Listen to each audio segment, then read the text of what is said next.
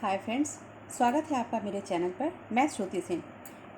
मैं पढ़ा रही थी, इसके पहले पार्ट में मैं फ्रांस की क्रांति के बारे में बताई थी। अब मैं आगे सेकंड पार्ट में आपको बता रही हूँ। तो सबसे पहला पॉइंट है बौद्धिक कारण। तो फ्रांसीसी क्रांति को मध्यम वर्गीय क्रांति भी कहा जाता है। अब तो आप लोगों को इसके पहले मैं पार्ट में बता चुकी हूँ कि मध्यम वर्ग में कौन आते हैं और किसे कहा जाता है। शिक्षित वर्ग के लोगों ने तत्कालीन राजनैतिक, सामाजिक, आर्थिक और धार्मिक दोषों का पर्दाफाश किया था।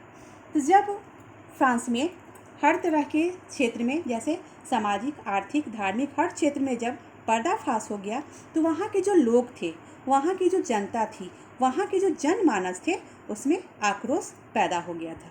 पर फ्रांस में कुछ ऐसे भी बुद्धिजीवी थे जो कि इस बौद्धिक आंदोलन का सूत्रपात किया था।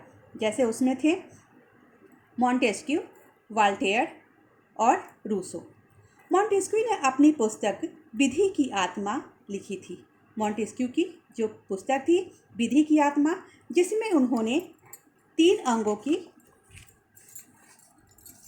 कार्यपालिका, विधायिका और न्यायपालिका के विषय में अलग अलग वर्णन किए हैं और इसका अलग अलग ढंग से वर्णन किए थे और शक्ति पृथक्करण सिद्धांत का ये पोषण था। वॉल्टेयर जो थे वो चर्च समाज के विरोधी थे, उसका दोषों का ये पर्दाफाश किए थे। यानी कि वॉल्टेयर जो थे चर्च में, समाज में, राजतंत्र में जो भी दोष था, जो भी दोषपूर्ण नीति थी, उसका ये पर्दाफाश किए थे। अब आए मॉन्टेस्क्यू जो है, वॉल्टेयर, मॉन्टेस्क्यू दोनों ही सुधार चाहते थे। यानी सुधार के क्षेत्र में कौन थे? मॉन्टेस्क्यू और वॉल्टेयर। रूसो जो है परिवर्तन चाहते थे। रूसो का क्या मानना था कि पूर्ण परिवर्तन वो चाहते थे। सामाजिक संविदा जो है वो रूसो के द्वारा लिखा गया है। सामाजिक संविदा पुस्तक किसकी लिखी गई है? रूसो के द्वारा लिखा गया है। दिदरो के द्वारा लिखा गया है बृहत ज्ञान कोश। यानी बृहत ज्ञान कोश जो है उसके लेखक कौन है? तो दिदरो के द्वारा लिखा गया है। अब हम आते हैं विदेशी घटनाओं का प्रभाव। यानी कि विदेशी घटनाओं का अब क्या प्रभाव पड़ा। तो हमें मालूम है कि इंग्लैंड की जो गौरवपूर्ण क्रांति हुई थी वो कब हुई थी? तो 1688 में इंग्लैंड में गौरवपूर्ण क्रांति हुई थी। अमेरिका का स्वतंत्रता संग्राम। तो अमेरिका के स्वतंत्रता संग्राम में लफायते जो थे वो नेतृत्व कर रहे थे फ्रांसीसी सेना का। और फ्रांसीसी सेना जो है वो इंग्लैंड के विरुद्ध भाग ली थी। यानी कि जब फ्रांस की जो सेना थी वो इंग्लैंड के विरुद्ध भाग ली थी और अमेरिकी उपनिवेशों का वो समर्थन कर रही थी। तो इससे क्या हुआ कि जब फ्रांस की सेना, फ्रांस की सरकार जब उसमें सहयोग कर रही थी तो धन जन का बहुत ज़्यादा क्षति हुई थी। फ्रांस की जो आर्थिक स्थिति थी वो बहुत ज़्यादा दयनीय हो गई थी। वहाँ की आर्थिक स्थिति की डावाडोल हो गई थी। तो अब इन सब के कारण वहाँ का जो जनता थी उसमें आक्रोश की भावना उत्पन्न हो गई थी और ये जो है फ्रांस की क्रांति का तत्कालीन कारण बन गया था। 1789 में आगे चलते हैं। 1789 ईस्वी में लुई 16वां को जब धन की आवश्यकता हुई तो वो इसके लिए क्या करते हैं? लुई 16वां 5 मई 1789 ईस्वी को उन्होंने स्टेटस जनरल की बैठक की। इसके पहले मैं पार्ट में बताई हूँ कि स्टेटस जनरल कौन थे। इसमें 3 पार्ट थे।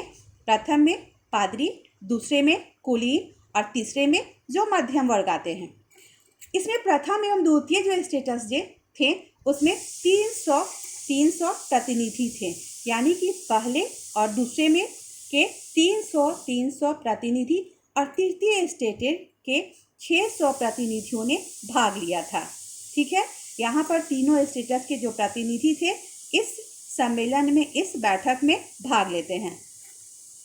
तृतीय स्टेटस ने लोकतांत्रिक सिद्धांत के आधार पर प्रतिनिधियों के लिए मत देने का अधिकार मांगा, लेकिन इसका क्या हुआ? सराजा के द्वारा अस्वीकार कर दिया गया। तो क्या हुआ? तीसरे स्टेटस के सभी प्रतिनिधि इसका विरोध जताने लगे। वो क्या करने लगे? विरोध करने लगे। और तब 20 जून को जब वे अधिवेशन करने के लिए जब एकत्रित हुए थे तो उन्होंने क्या देखा कि जिस हॉल में अधिवेशन करना चाहते थे वहाँ शाही अंगरक्षकों का पहरा था। तब इससे क्या हुआ, सभी जो तृतीय स्टेटस के प्रतिनिधि थे वो टेनिस कोर्ट में एकत्रित हुए। अब जब वो क्या करते हैं, उन्होंने अपनी सभा को नेशनल असेंबली घोषित किया। अब है कि नेशनल असेंबली घोषित किया गया तो कौन किया, ये तीसरे स्टेटस के प्रतिनिधि जो कि टेनिस कोर्ट में एकत्रित हुए थे, उन्होंने ही अपनी सभा को क्या कहा, नेशनल असेंबली घोषित किया। और ये लोग जो हैं शपथ लिए कि राजा की शक्तियों को जब तक हम कम नहीं करेंगे तब तक हम सभा भंग नहीं करेंगे। 14 जुलाई 1789 को क्रांतिकारियों ने पेरिस में कारागृह था वेस्टिल, वहाँ पर उन्होंने घेर लिया। यानी कि 14 जुलाई को 1789 ईस्वी को क्रांतिकारी क्या करते हैं कि वेस्टिल जो कारागार था वहाँ पर वो घेराबंदी कर लेते हैं, घेर लेते हैं। 4 घंटे तक वहाँ डेरा डालते हैं। उसके बाद वो जेल का फाटक तोड़ देते हैं, बंदी लोग वहाँ से मुक्त हो जाते हैं। तब 14 जुलाई को ही स्वतंत्रता दिवस के रूप में मनाया जाता है। यानी कि फ्रांस में जो स्वतंत्रता दिवस मनाया जाता है वो कब मनाया जाता है, तो 14 जुलाई को। 14 जुलाई 1789 ईस्वी के बाद लुई 16वां नाम मात्र का अब राजा रह जाता है, क्योंकि जब स्वतंत्र हो जाते हैं, फ्रांस जब स्वतंत्र हो जाता है तो लुई 16वां मात्र नाम मात्र का राजा रह जाते हैं। अब नेशनल असेंबली ने के लिए अधिनियम बनाने लगी है। इसी सभा ने 27 अगस्त 1789 ईस्वी को मानव और नागरिकों के अधिकार को स्वीकार किया। अब है कि मानव और नागरिक के अधिकार को स्वीकार कब किया गया, तो 17 अगस्त 1789 ईस्वी को। सॉरी, यहाँ 27 अगस्त है। 27 अगस्त 1789 ईस्वी को मानव और नागरिकों के अधिकार को स्वीकार किया गया।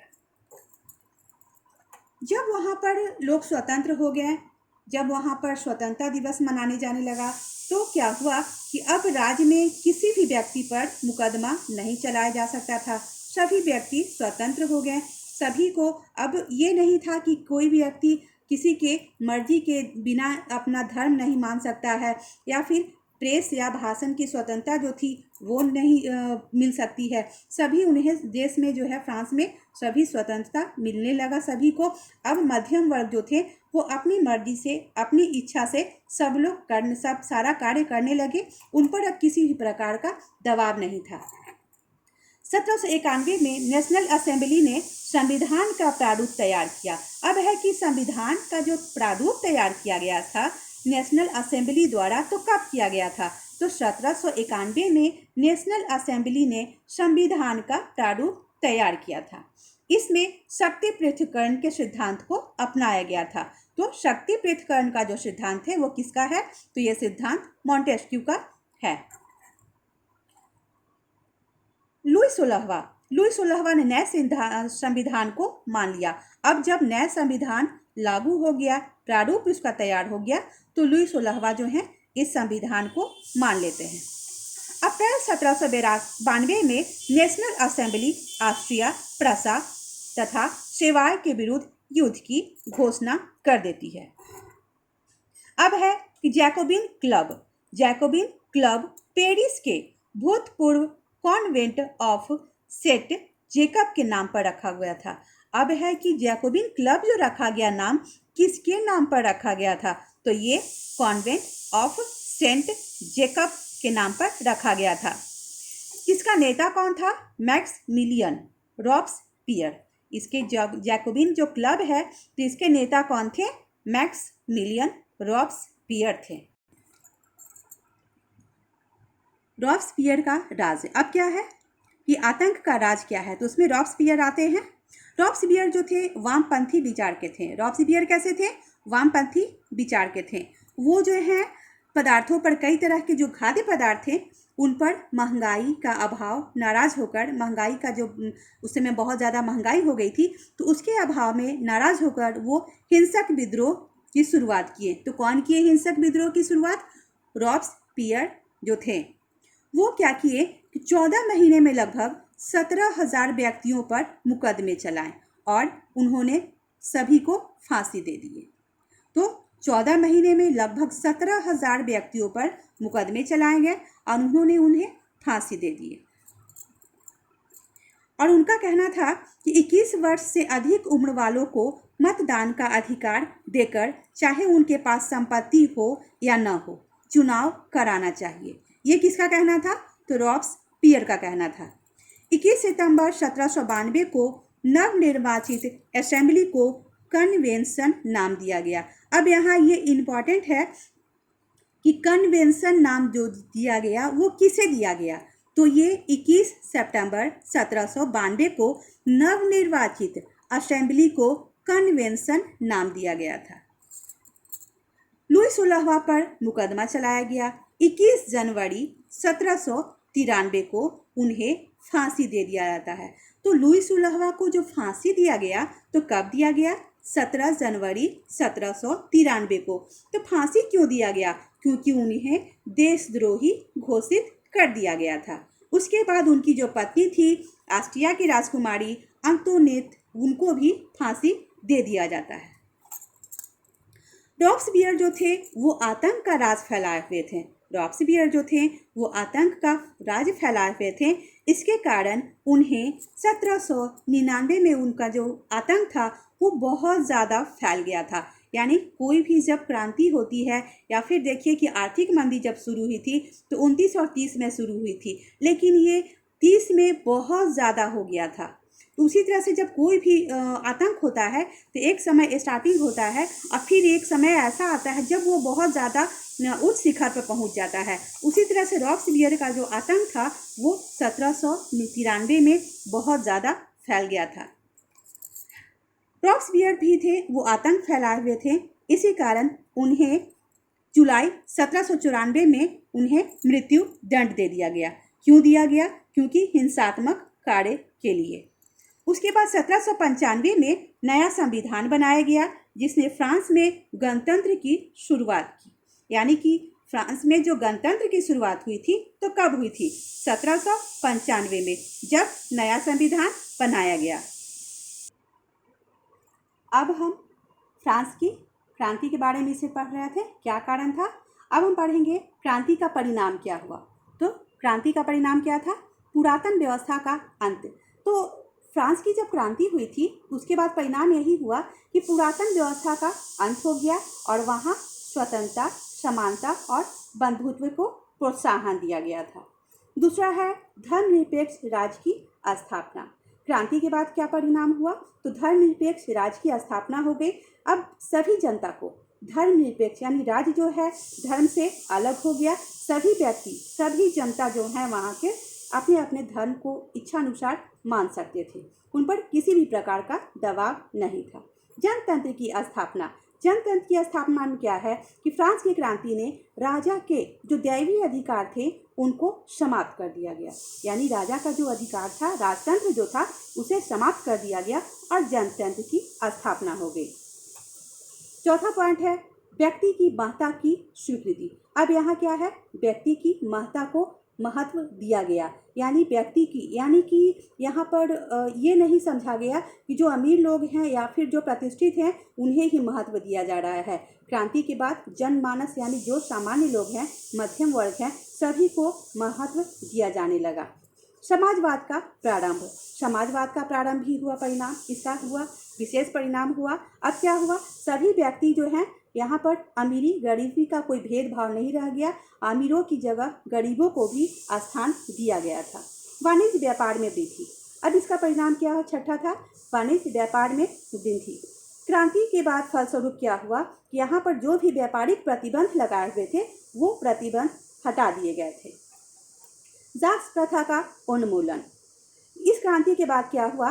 दास प्रथा का यानी कि मुक्ति। सबसे पहले क्या हुआ? 1794 ईस्वी में दास मुक्ति कानून पारित किया गया। दास मुक्ति कानून पारित किया गया कब? 1794 ईस्वी में।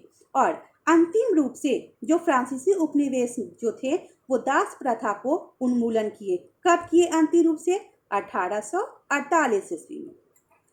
सरकार पर शिक्षा का उत्तरदायित्व। अब फ्रांस के सभी जो चर्च हैं, जो भी शिक्षा पर जो प्रतिबंध लगाया गया था उसे हटा दिया गया था और सभी को, जैसे कि पेरिस विश्वविद्यालय या कई भी शिक्षण जो संस्थान थे वो फ्रांस में खोले गए थे।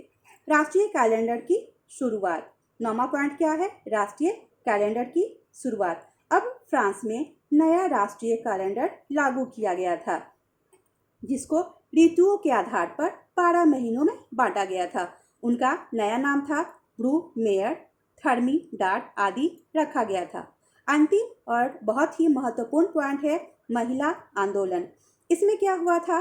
महिलाओं को भी स्थान दिया गया था और जो भी अब महिला को ये नहीं था कि हाँ हर क्षेत्र में महिला जो है अपना योगदान दे रही थी और महिलाओं को पुरुषों के समान राजनीतिक अधिकार की मांग को स्वीकार किया गया था। तो अब इस क्रांति का अन्य देशों पर क्या प्रभाव ये हम देखते हैं। जैसे कि इटली पर क्या प्रभाव पड़ा। तो इस देश में क्या हुआ इटली पर कि नेपोलियन जो था वो अपनी सेना को एकत्रित करता हुआ आगे बढ़ा और वो सभी एक साथ मिलकर युद्ध करने लगे। यानी कि इटली पर भी फ्रांस की क्रांति का प्रभाव यही पड़ा कि उनमें एकता का भाव उभरा। एकता का भाव जो है उनमें प्रज्वलित हुई, भावना प्रज्वलित हुई और ये एक साथ अब कर रहने लगे। जो भी राष्ट्रीयता की भावना जो इनमें आई और उससे क्या हुआ, इटली का एकीकरण का जो मार्ग था वो प्रशस्त हुआ। फिर जर्मनी पर प्रभाव पड़ा कि ये जो यहाँ पर 300 जो छोटे छोटे राज्य थे, जो 300 छोटे छोटे राज्यों में बटे हुए थे, विभक्त कहिए, जो बटे हुए थे वो नेपोलियन के प्रयास से 38 राज्यों में सीमित हो गया था।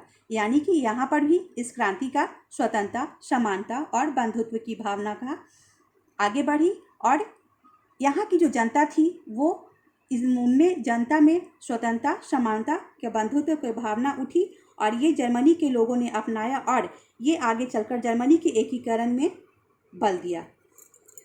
पोलैंड पर प्रभाव, इससे पोलैंड पर भी काफ़ी प्रभाव हुआ। यहाँ पर भी यहाँ की जनता में भी एकता की भावना आई थी। इंग्लैंड पर प्रभाव, इंग्लैंड पर भी यहाँ बहुत ज़्यादा इस क्रांति का प्रभाव पड़ा। 1832 ईस्वी में इंग्लैंड में संसदीय अधिनियम पारित किया गया जिसके तहत जमींदारों को जो शक्ति मिली हुई थी वो समाप्त कर दी गई थी। अब जनता के लिए अनेक सुधार मार्ग प्रशस्त किए गए थे।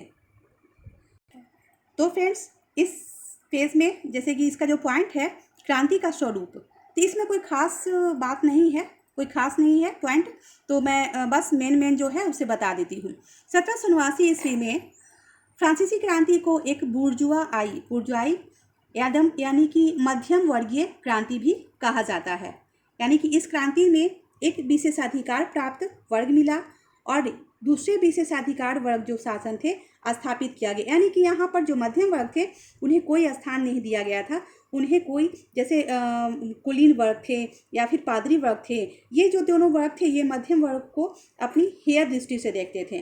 तो इस क्रांति के बाद क्या हुआ कि उनमें भी सामाजिक और आर्थिक कई तरह से उनमें विचारधारा का उत्पन्न हुआ और जिसके कारण वहाँ की जो जनता थी उनमें स्वतंत्रता, समानता और बंधुत्व की भावना का भाव उजागर हुआ, जिससे वो हर तरह से अपनी जो उनमें क्वालिटी थी, जो उनका गुण था वो समझ में आया, उन्हें भी इज्जत दिया जाने लगा। यानी कि मध्यम वर्ग को भी विशेष स्थान दिया जाने लगा। 4 अगस्त 1789 ईस्वी को जब नेशनल असेंबली द्वारा सामंतवाद की समाप्ति हो गई थी, नेशनल असेंबली ने एक कानून बनाकर मिलों में काम करने वाले मजदूर को संगठन पर प्रतिबंध लगा दिया। क्रांति का नारा स्वतंत्रता, समानता एवं बंधुत्व का प्रयोग किया गया। पादरियों एवं सामंतों के बीच जो विशेषाधिकार को समाप्त कर दिया गया था। अब यहाँ पर इस चैप्टर में बस मेन यही है कि अब जो कि भेदभाव जो समाज में फैला हुआ था, जो सामाजिक कुरीतियाँ फैली हुई थी, वो सब समाप्त हो गया था। इस तरह से हम देखते हैं कि 1789 की जो क्रांति थी फ्रांस में एक ऐसे युग का सूत्रपात किया जिसमें स्वतंत्रता, समानता, बंधुत्व की नींव पड़ी और वहाँ के मानवाधिकारों को बहुत ही अच्छी अधिकार मिला था, उनके अधिकारों को रक्षा किया गया था। तो फ्रेंड्स, अब ये फ्रांस की क्रांति जो चैप्टर है ये समाप्त हुआ और आपको ये वीडियो कैसा लगा आप कमेंट बॉक्स में ज़रूर बताएं और आप मेरे वीडियो को लाइक शेयर और सब्सक्राइब ज़रूर करें। Thank you.